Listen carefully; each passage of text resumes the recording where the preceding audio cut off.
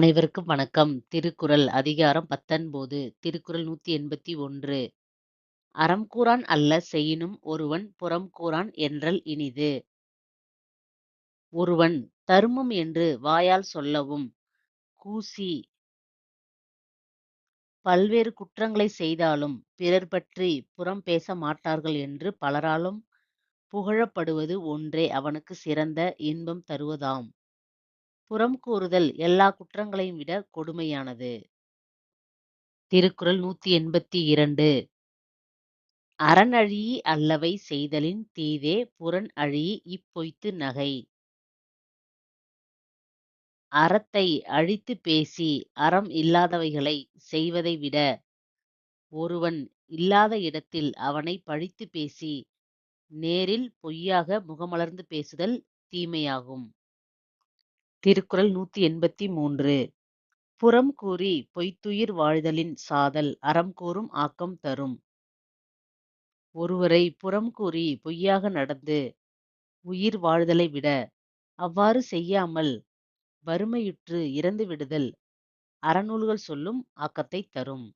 திருக்குறள் 184 கண்ணின்று கண்ணறச் சொல்லினும் சொல்லற்க முன்னின்று பின்னோக்காச் சொல். நேருக்கு நேர் நின்று ஒருவரின் கண்களைப் பார்த்து கடுமையான சொல் சொல்வது கூடத் தவறு இல்லை. ஆனால் ஒருவர் இல்லாத போது அவரைப் பற்றிப் புறம் கூறக் கூடாது. திருக்குறள் 185 அறம் சொல்லும் நெஞ்சத்தான் அன்மை புறம் சொல்லும் புன்மையால் காணப்படும்.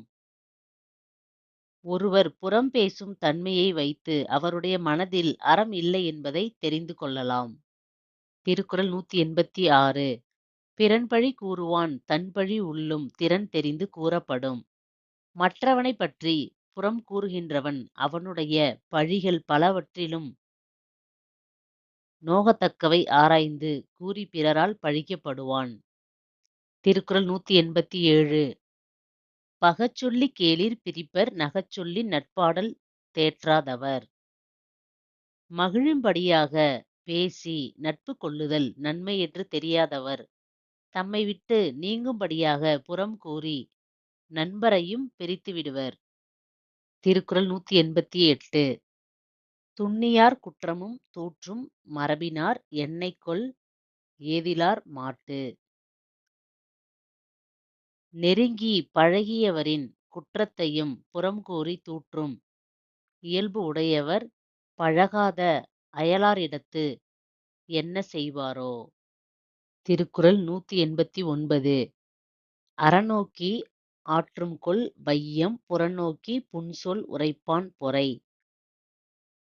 ஒருவர் நேரில் இல்லாதது கண்டு பழிச்சொல் கூறுவோனுடைய உடல் பாரத்தை இவனையும் சுமப்பதே எனக்கு அறம் என்று கருதி நிலம் சுமக்கின்றதோ?